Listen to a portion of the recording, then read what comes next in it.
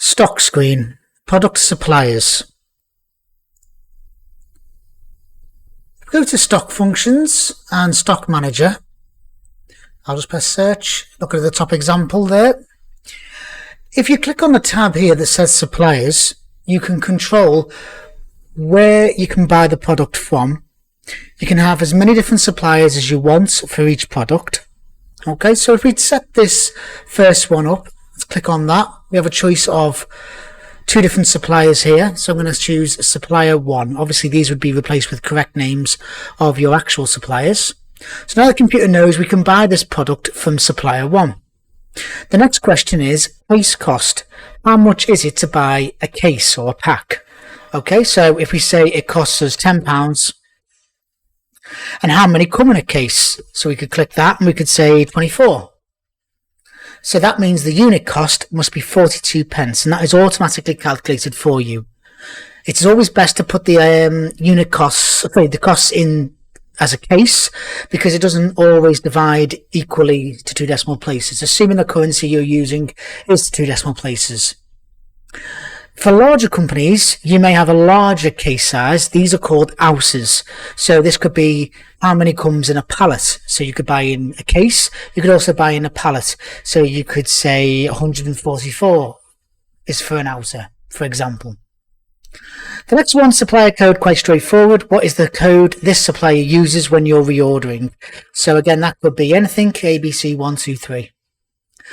Lead days is generally for when it comes to reordering. So it's up to you if you want to set this. This is how many days does it typically take for the order to arrive. So it could be 3 days, 7 days, multiple weeks even if you're ordering things from the other side of the world, and so on.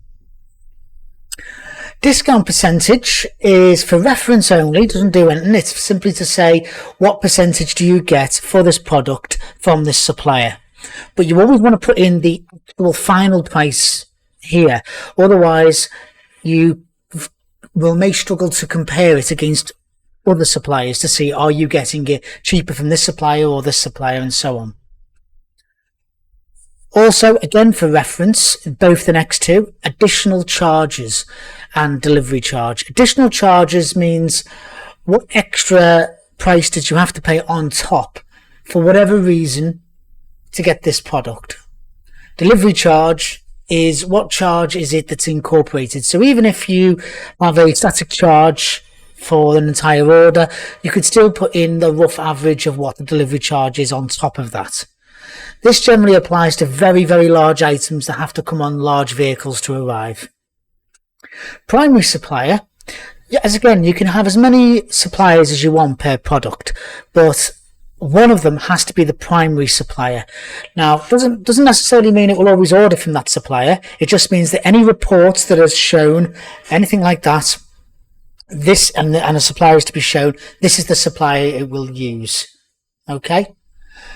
If you want to add another supplier, just click add a supplier, and now we have 2.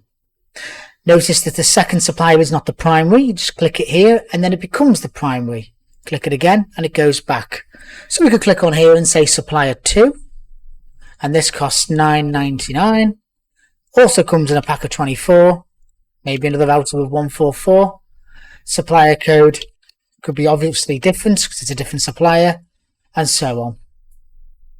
Okay, so as you can see there, the unit costs will both show 42 pence, but there's not actually the case, because £9.99 is 1 pence cheaper, but because of the rounding, they both look the same.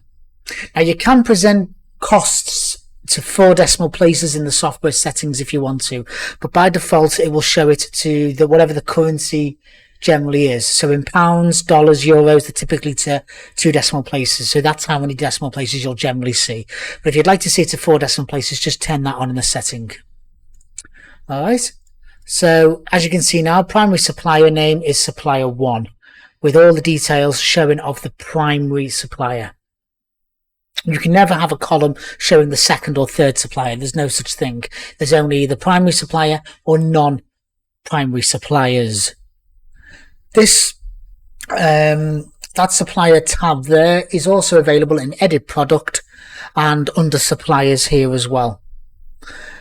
of course, changing these, you may see all the main details. So if you want to treat this very simply, you may just want to say, that's the cost, that's the supplier, that's it. That's absolutely fine. These are all going to be the primary supplier code, the primary supplier itself, so on. But if you do want to put more suppliers in, the system will always order from the first supplier that you select anyway. So,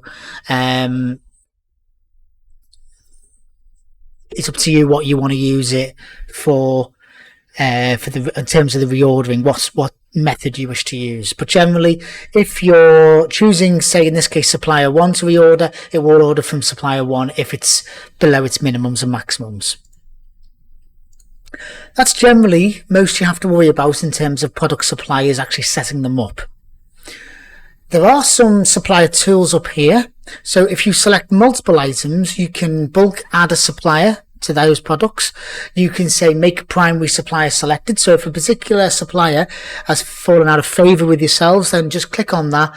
And if the supplier is available, then it will do it. So if you click on that, you could say supplier 1, and anything that's supplier 1 will be then made the primary supplier instead. So you can do that on bulk. You can also obviously add one, remove one, and so on. There's also some supplier tools here as well, but generally they're the basics for what you need as far as suppliers are concerned.